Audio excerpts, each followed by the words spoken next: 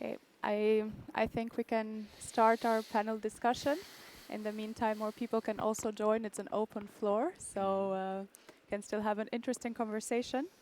Well, for all of the people that are here, I hope you have enjoyed Enlit so far and you've made interesting connections, met important business partners, and perhaps also some decisions. And I think why it's very important to have this panel discussion on arising entrepreneurial and business opportunities in Eastern Europe. It's because these countries, up until decades ago, were seen as a bit challenging in terms of investments because of their ties with communism, followed by perhaps political rules that were not as stable. But in the last decades, everything has been changing.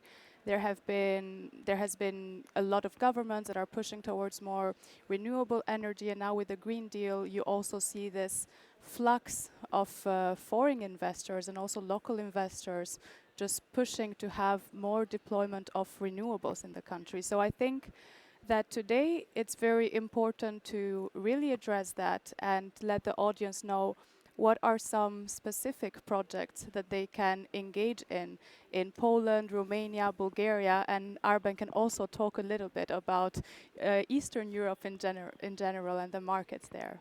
So this panel discussion today is comprised of myself. I'm Denisa Kasa and I've been doing research in renewable energy and Eastern Europe in specific. We have Arben Kllokoqi here, who is the Director for Energy Market Design at the European Federation of Energy Traders. We have Kalina Trifanova, the Chairperson of the Management Board at EVN Bulgaria. We have Radosław Gnutek, the Deputy Director of Hydrogen Projects at Polenergia. And then we also have Sebastian Staicu, Finance Coordinator at the Romanian Commercial Bank. I would like to welcome everyone. And we can start with a brief introduction of who everyone is and what your line of work is and what the company that you're working for does in the renewable energy sector. So I'm going to start with Radosław because I have him right on my right side. Thank you, yes. So, as said, Radosław Gnutek, I work for Polenergia. Polenergia is energy company, Polish energy company, private, the biggest private, vertically integrated. We are generating electricity mainly from renewable resources, distributing, selling, trading electricity. We also operate one gas-fired CHP, which is providing industrial heat. And our aim is basically to expand and to help decarbonizing the Polish industry with our electricity, clean electricity. We are also thinking of expanding our value chain for hydrogen. This is my main topic of interest in the company. Hydrogen and other derivatives. We are busy with electromobility, building a charging station, a network in Poland. And we are mainly operating now in Poland, but expanding in the region as well, in the Baltic states and beyond. Yeah, thank you. Thank you. Maybe Kalina, you can also introduce yourself and the company. Yes, thank you, Denisa. So I'm working for EVN Bulgaria, which is a subsidiary of Austrian company, FON. So EVN is in Bulgaria since 2005 with the privatization of the distribution networks at that time. So recently we are operating not only on the distribution side, but also as electricity supply. In the second biggest city of Bulgaria, Plovdiv, which is our home-based town in Bulgaria, we have also the district heating, and we operate the most modern also cogeneration on the Balkans there.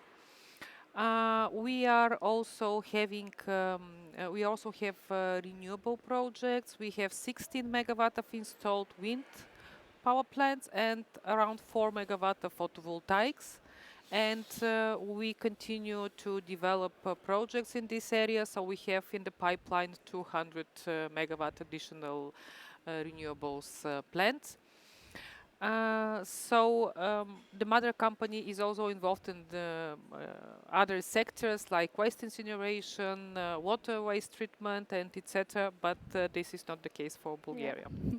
That's a lot of activity. So I think, yeah. Yeah, and I forgot to mention that we are the first utility that was able to install and operate e-charging stations in Bulgaria. Yeah, that's super nice. I think for everyone that's interested in doing business in Bulgaria, then EVN is just the company to go to for everything.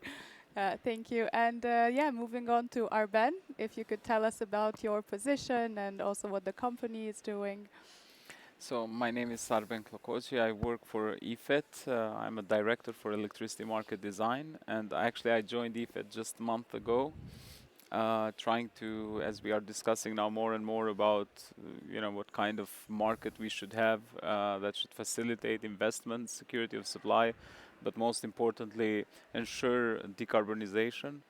And I will try from my side to facilitate the discussion within EFET, which is the Federation of European Energy Traders, about this market design, and then also to engage in consultation processes with Commission, with member states, with countries within EU, but also outside of EU, such as UK and Switzerland, and also the energy community contracting parties.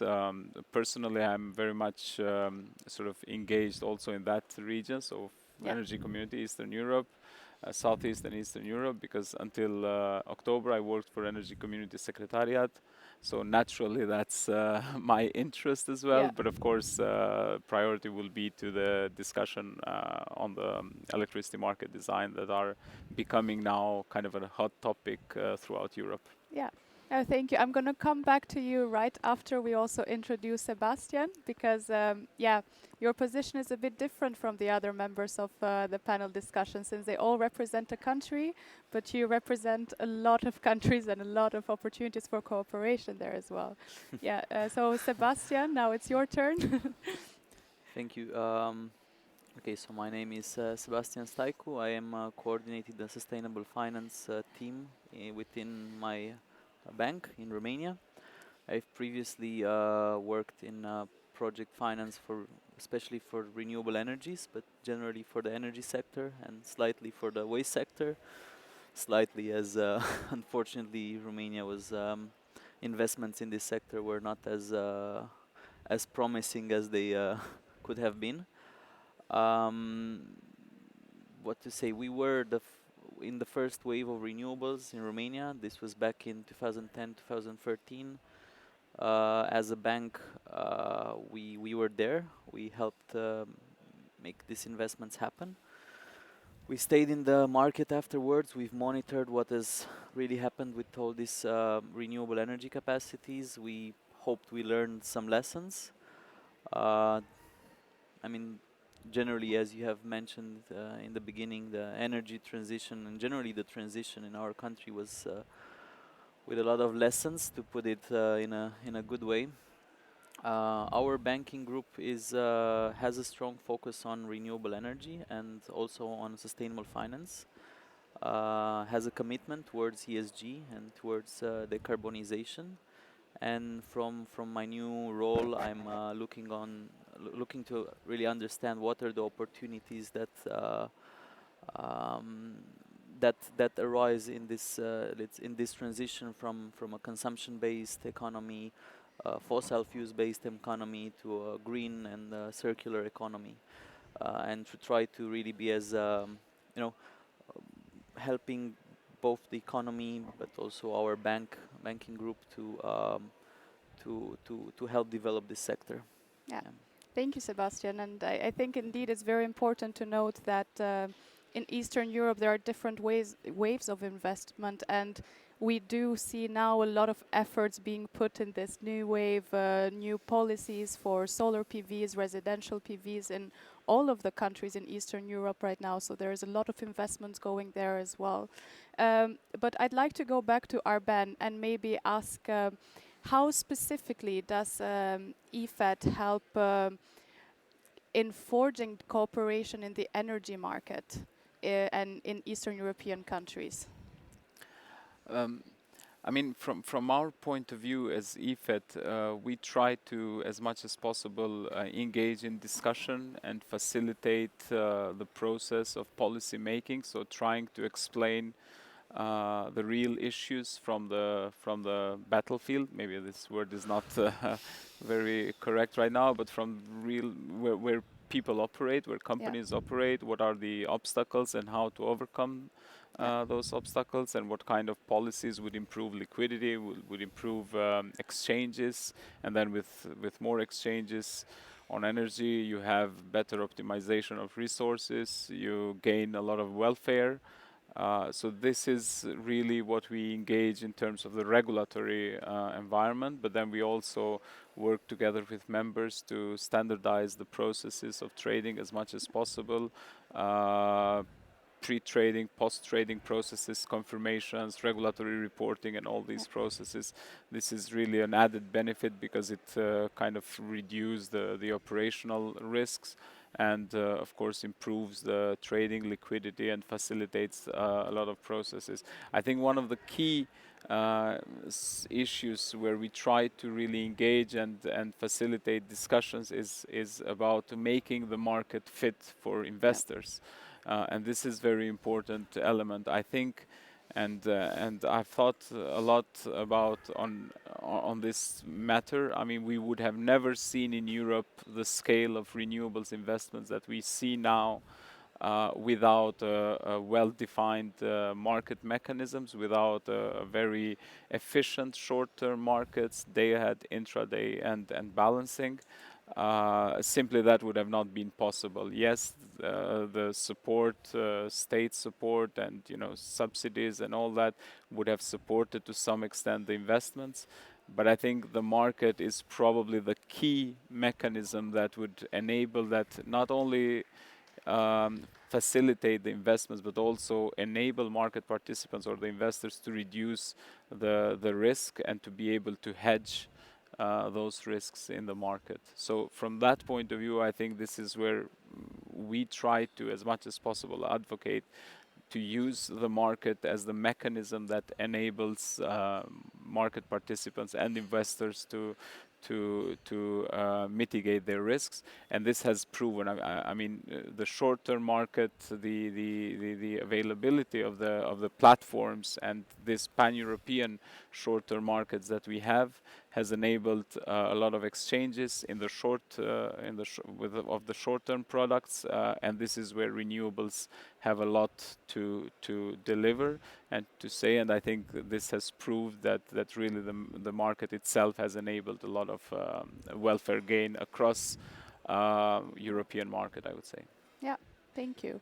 And I mean, it has become sort of a known fact that a lot of these projects in Eastern Europe are happening or are being helped by different mechanisms that are put in place, either from governments in the countries, helping organizations such as EFET as well, but also from the EU. So perhaps I could ask you, this is a question to all of you really, what specific mechanisms are the ones that when you want to initiate a project in your country, you really have to make use of? We could talk, for instance, for the EU Modernization Fund, the Resilience and Recovery Fund. I would like maybe to start with Radek and how the situation is in Poland. What is necessary to start a project in Poland? Well, those mechanisms, those support mechanisms which are coming from Europe, they are available to everyone, and I think Poland is trying to make quite a good use of those resources that are available.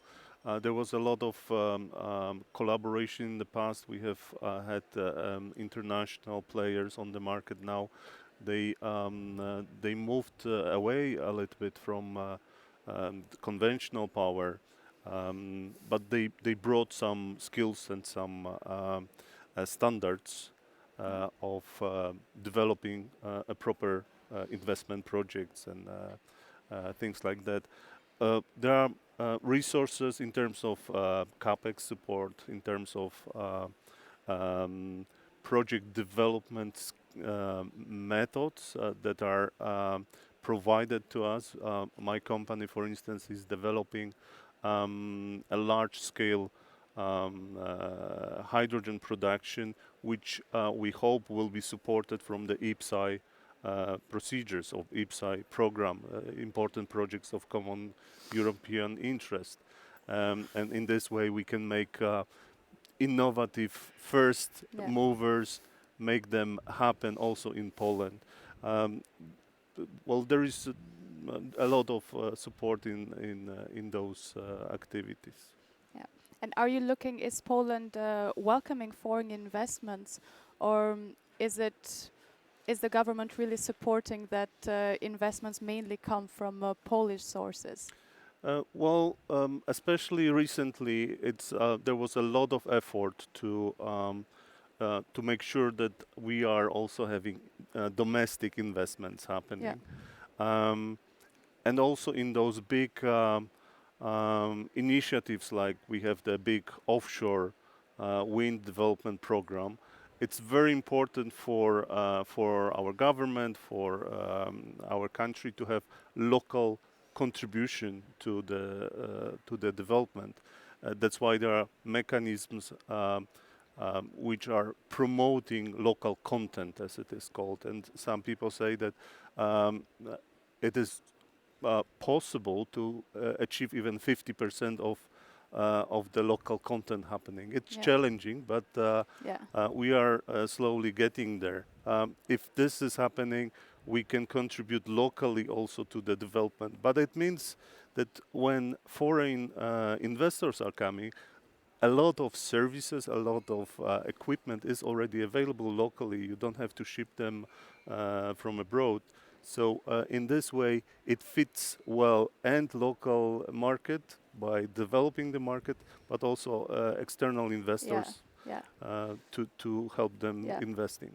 I think it's especially important to have external investments, especially for the beginning of the construction of the offshore wind farms. I was seeing some reports, I think maybe perhaps the same ones, and the Polish government had stated that, we do need a lot of help in the supply chains from foreign investors, but that will be for the first years, and then eventually we want to have around even 70%, I read somewhere, of local content, but that was in the very end when the projects go to the maintenance phase. But in those first investments, Polenergia is developing 2 concessions on the Baltic Sea in a joint venture with Equinor, the external partner, which means they are bringing the external knowledge, their knowledge they developed outside, and joining forces locally. And in this way, in the first wave of investment,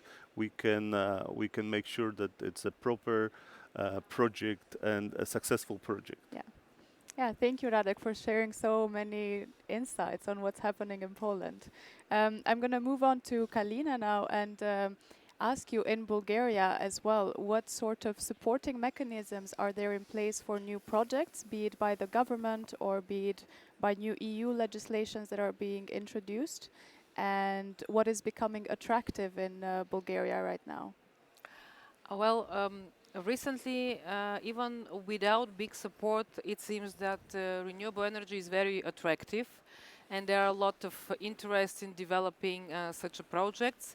As a figure, I would say that in the last year there are applications for 30,000 megawatt of renewables in total, and this is obviously showing that there is very big interest. Of course, the grid is not at all yet prepared for such kind of it's a big number. A big number. It's a big number. And it has to be some diversification also of the sources of the European funds. But what I should mention is that recently in Bulgarian parliament was filed the law for offshore wind, which was long awaited in Bulgaria.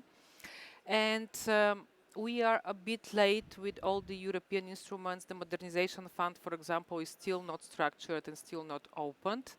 But for example, in our resilience and recovery plan, there is one big project foreseen there for a storage.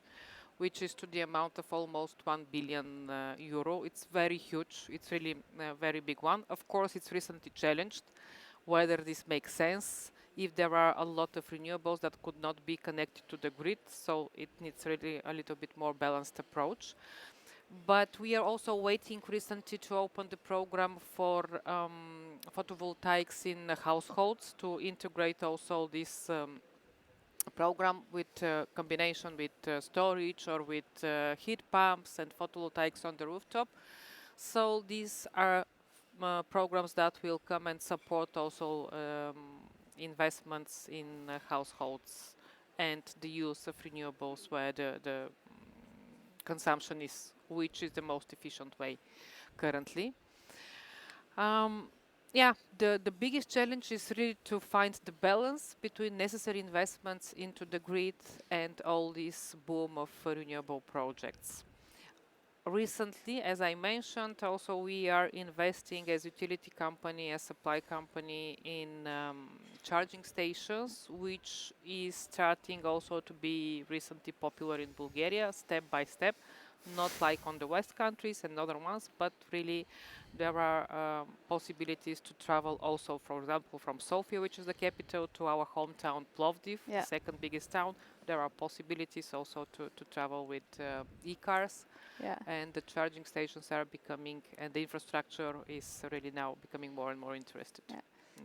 You always start small, I think, with the capitals, and then eventually all of the cities have access to the same developments and innovation, so to say. Yes, and recently municipalities seems to be very interested also in developing the public transport in this very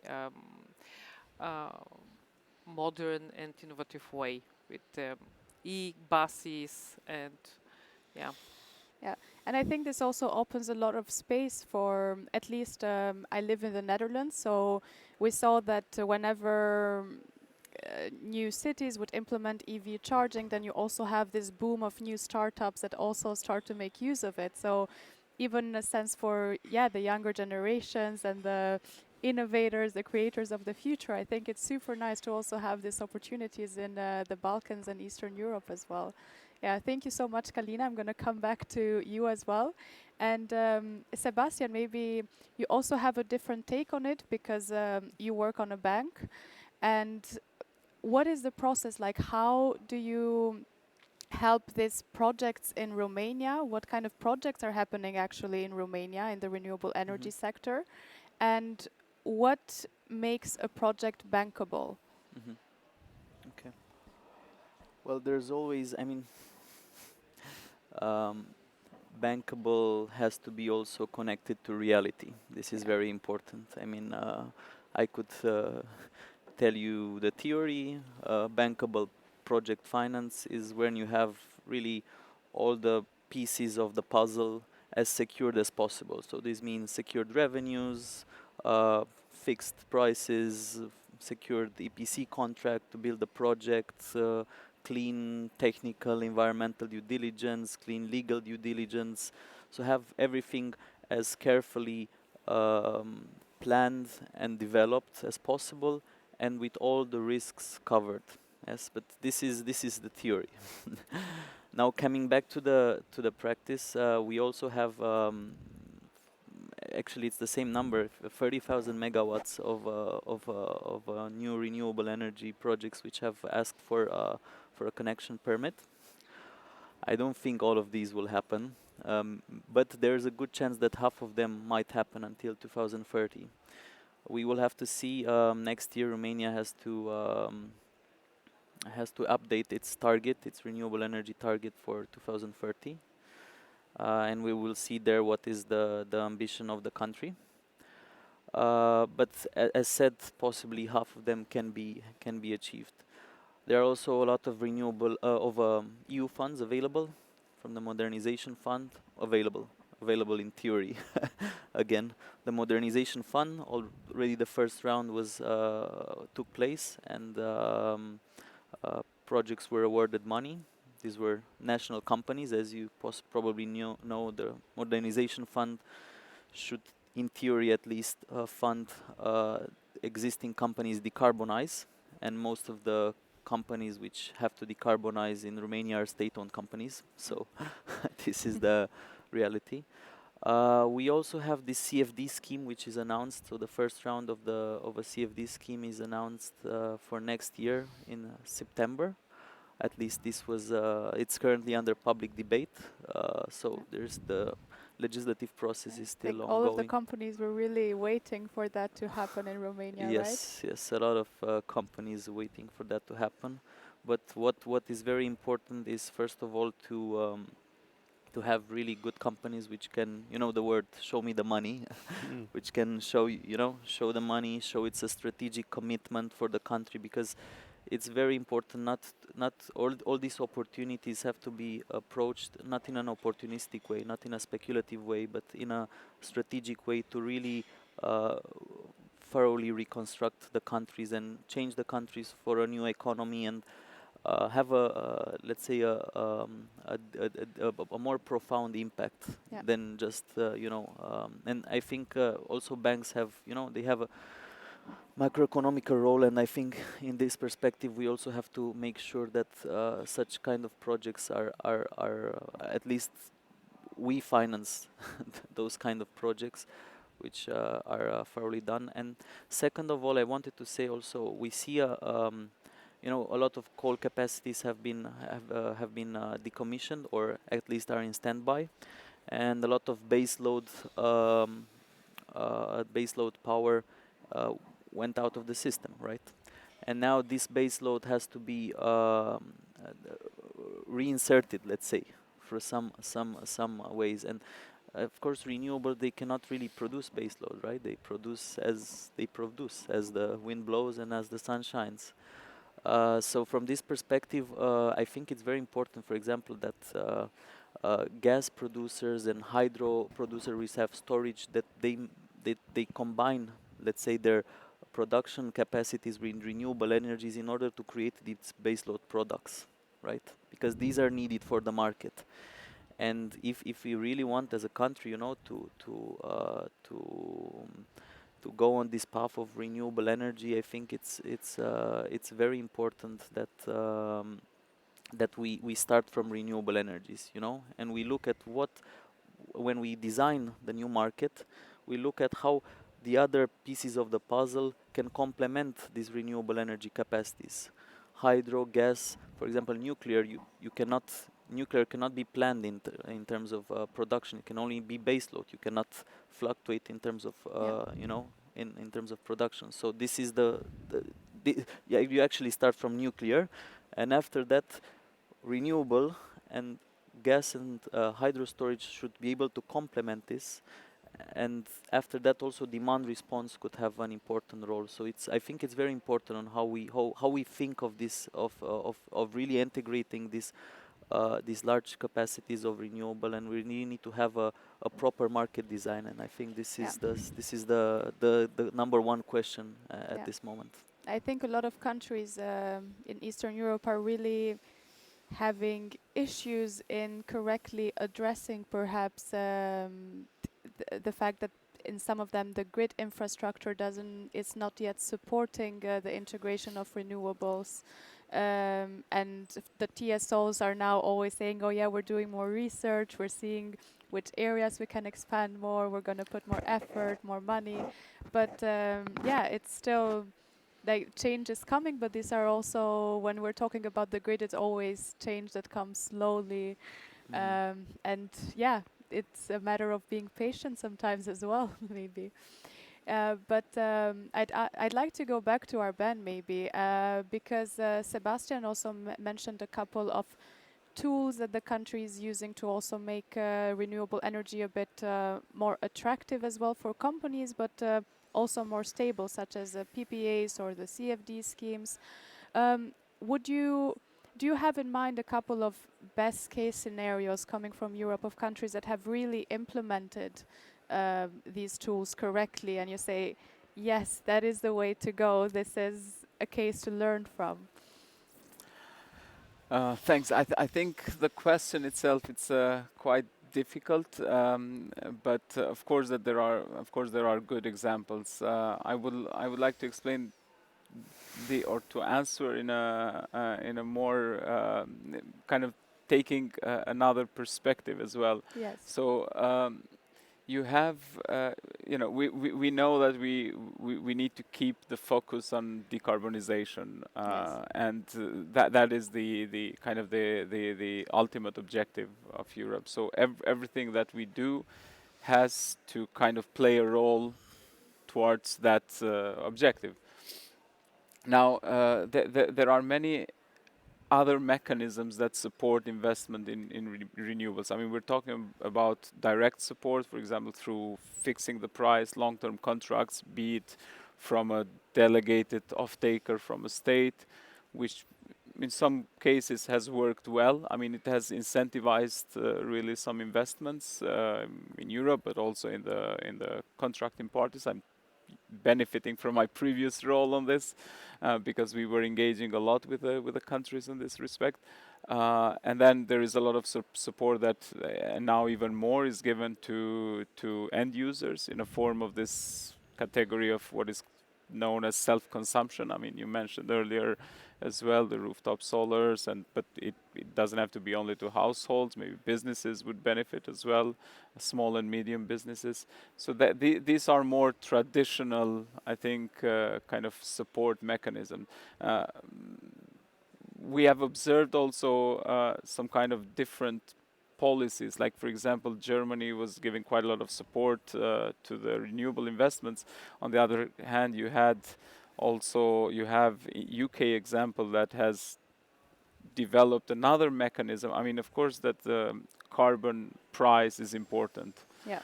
In UK, you had this extra incentive to pay extra costs for if you use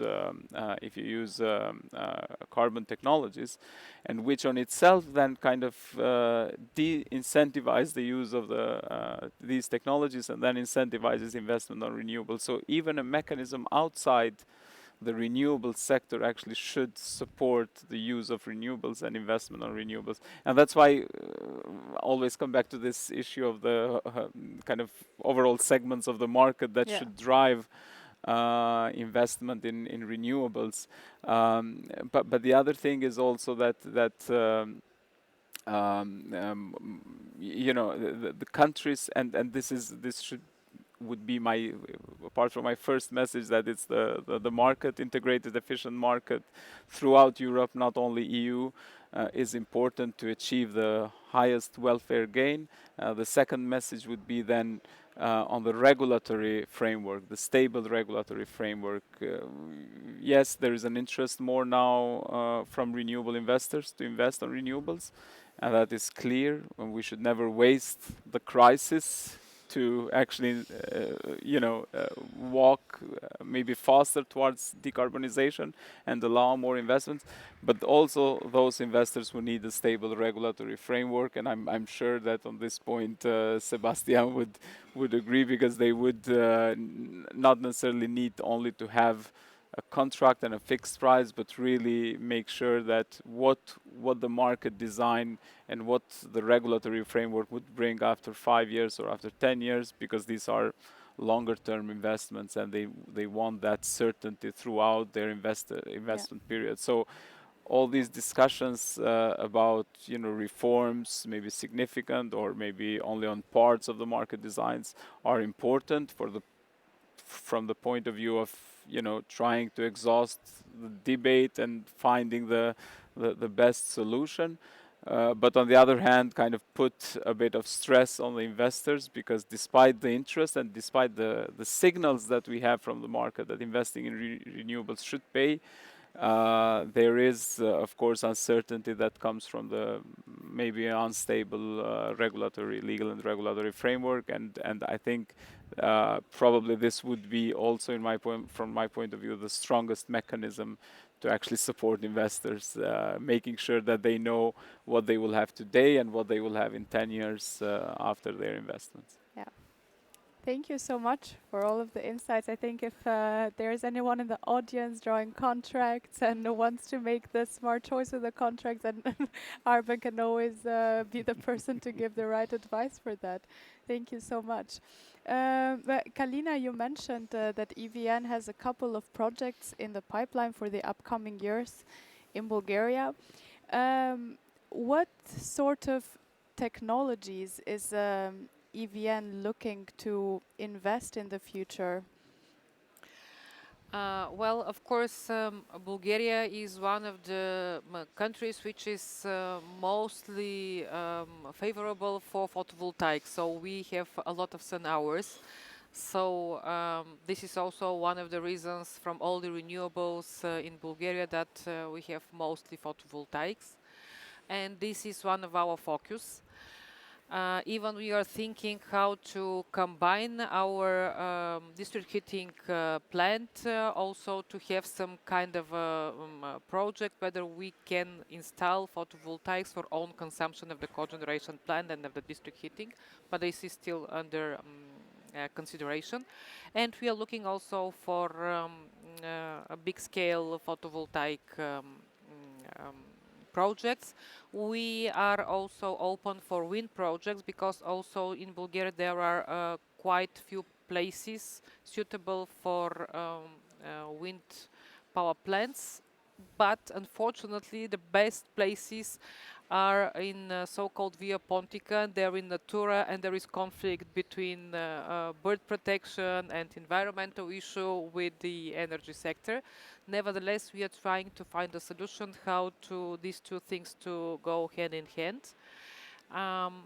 Another interesting projects that we are also searching for is the possibility also to use hydrogen, maybe in the future with the combination of gas, with this cogeneration. These are still things we are working for, we are investigating, and it's very interesting future that and the solutions that will come. As Arben said, of course, the point is that we need stable legal and regulatory framework. Yeah, indeed. Unfortunately, the last 10 years, this is not the case, at least in Bulgaria, with a lot of challenges, with a lot of changes in the framework and additional taxes, especially for the renewable sector. We observe now this regulation, and in Bulgaria is today discussed the withholding tax, which will affect also the renewables. So these are questions that might postpone also the investment here. Yeah, no, it's completely understandable as well. Yeah, the legislation sometimes are always a bit a step or a couple of steps behind what's actually happening in the sector, so that's always a bit sad. But for the future investments that EVN is planning to make, are you also searching for strategic partners to make these projects happen? Yes, sure. We are looking for strategic partners, especially for the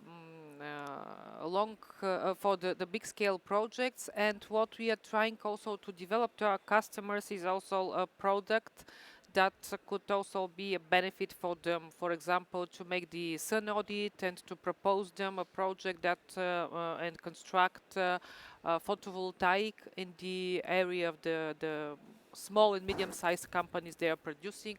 So to combine this energy that they are producing for themselves with a combination of buying from the market. So we call this product solar as a service. We are in the phase of developing and offering to the customers.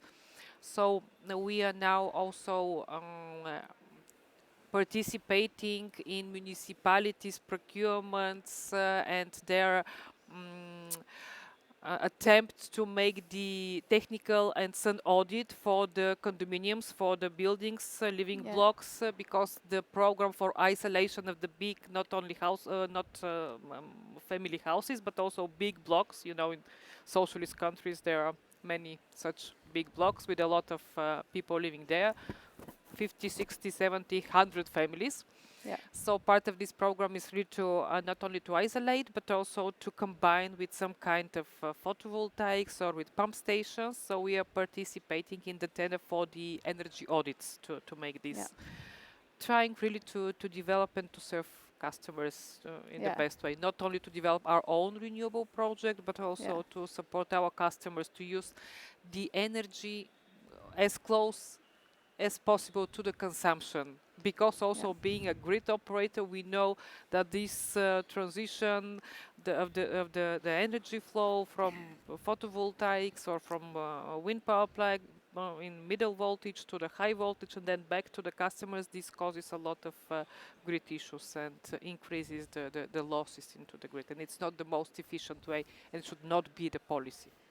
Yeah. No, certainly. I think really the field is changing, and now with the growing base of prosumers, also utility companies really have to find a way to address that. So I really find, the projects that you're applying for very ambitious, and it's also a great mission to have to be so close to the clients, indeed.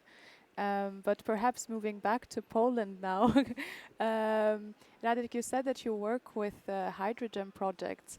What is the place of hydrogen in Poland's energy transition?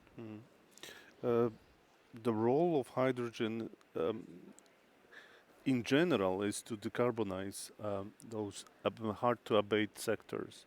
We don't see hydrogen as a silver bullet, as a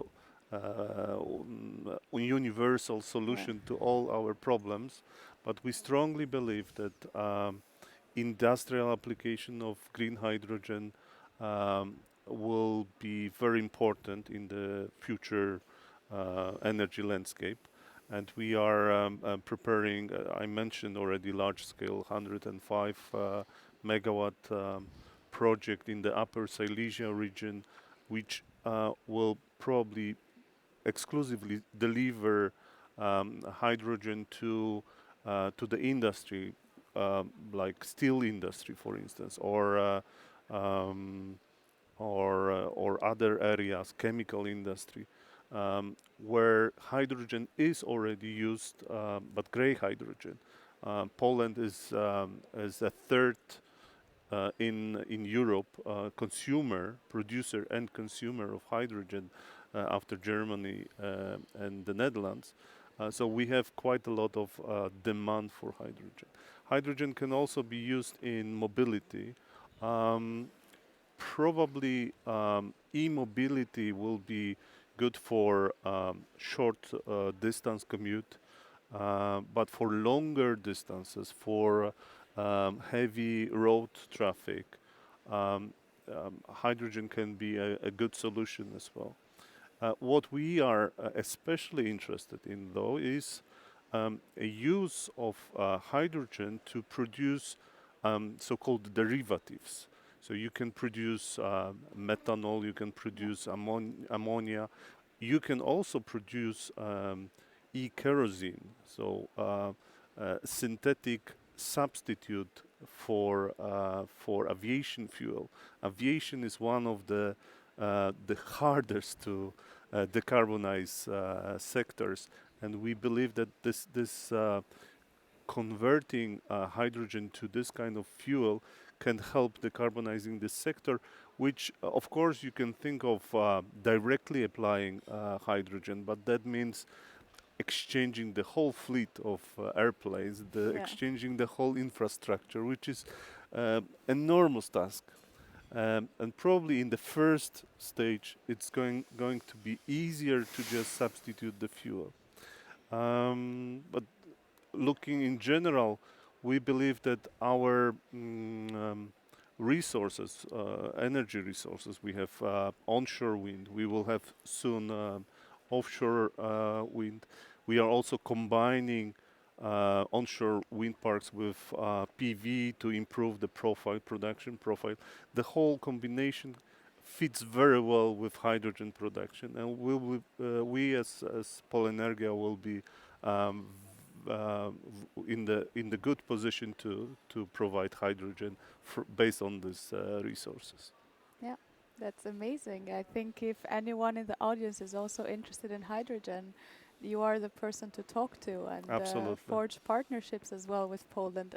Like in the Netherlands, whenever I go to a renewable energy event, Poland is the new keyword or the new key country in Eastern Europe that a lot of efforts are being put towards, especially because also in the region, but in Europe, it's one of the countries with the highest amount of usage of coal and lignite as well. So it has the most to undergo in terms of energy transition.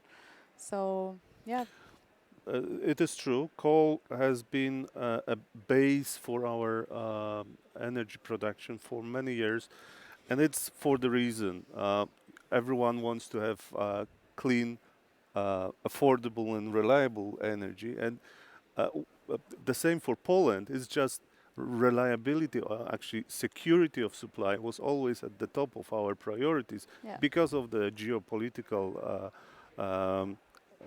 situation. And uh, and we had to rely on our domestic resources. yeah, Coal was domestic.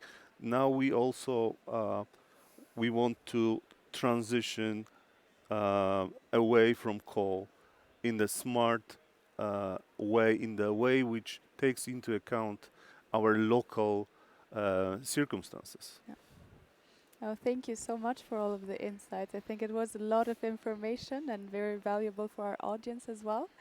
I'm going to ask Sebastian now, what technologies are becoming more interesting in Romania specifically for the future as well? Because I think this would be also the key takeaway from our audience, what to look for when they have an interest in investing in Romania, Bulgaria, or also Poland. I have to say the situation is not that simple, unfortunately.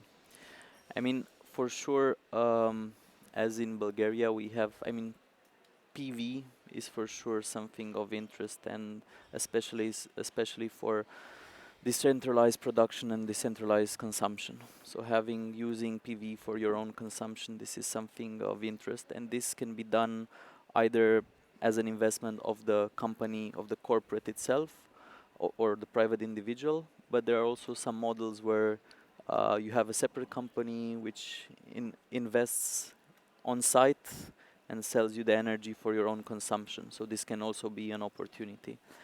Hybrid systems.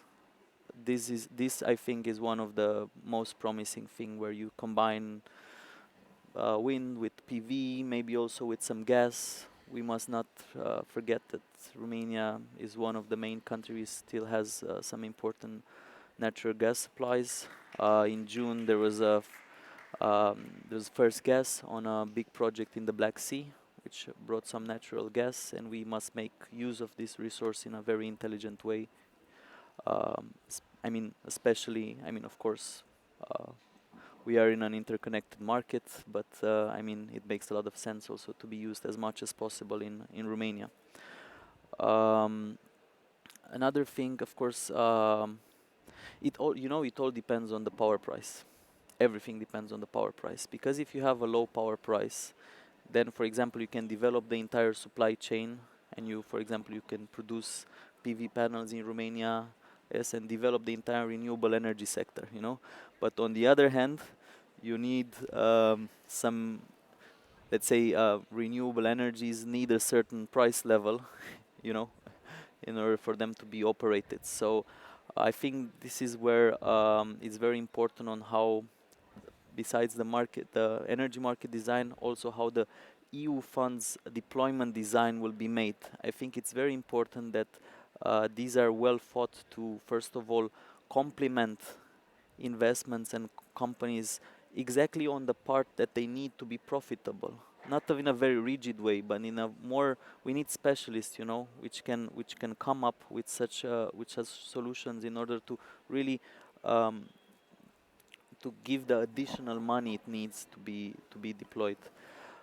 So it all depends on this. So the answer to your question is not that simple. Yeah. Yes, but of course, as said, so coming back, I think these hybrid systems where you have wind, solar, batteries, gas, combinations of these four can be really interesting. I think all these smart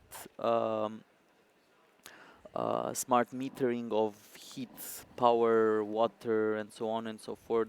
I think this is an opportunity for Romania as well, also in order to optimize, and help integrate a little bit more renewables.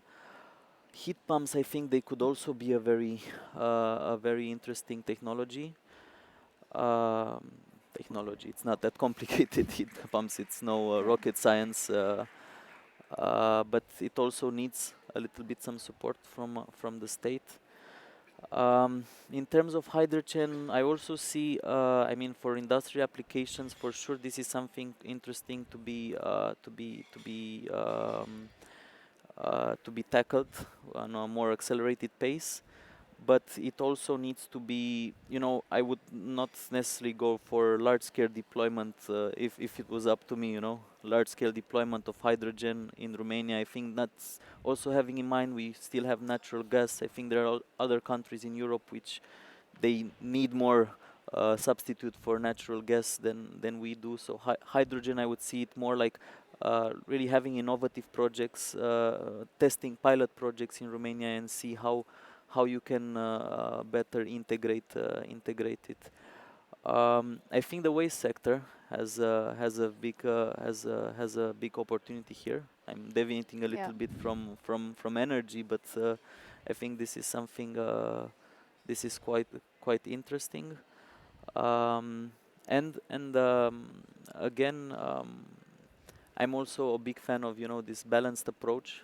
I don't see just renewable or just hydrogen or just Yeah. electrical vehicles, but also I think this electrification of the transportation, this needs to happen also in Romania up to a certain point, so not completely, but more than it is now. So I also see some opportunities here.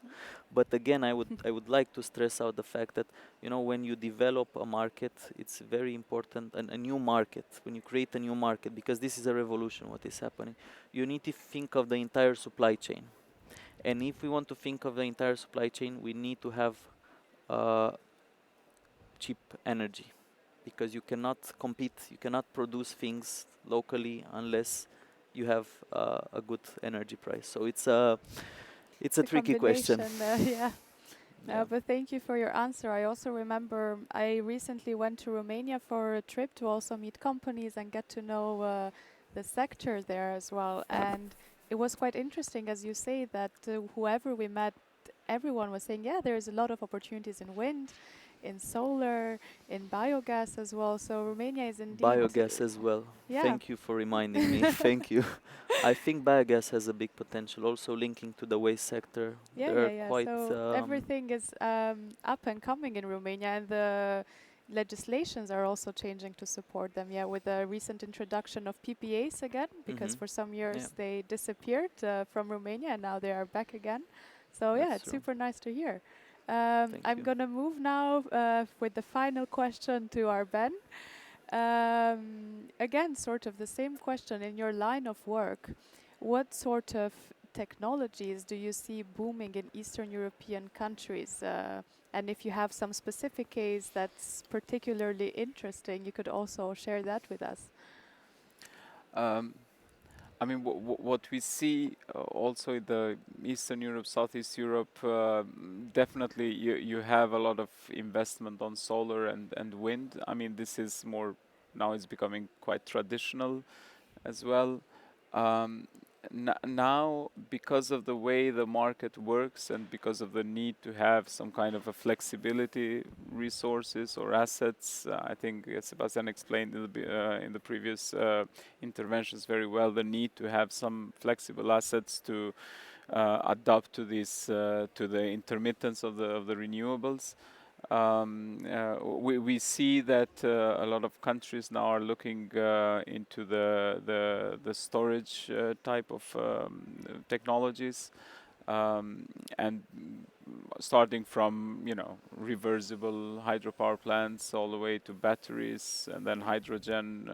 But these are really at embryo. I mean, hydrogen, probably there is a lot maybe going on in Poland, but I think in Eastern Europe is a bit less. There are discussions, but nothing really that you could make a point that it's a work on progress.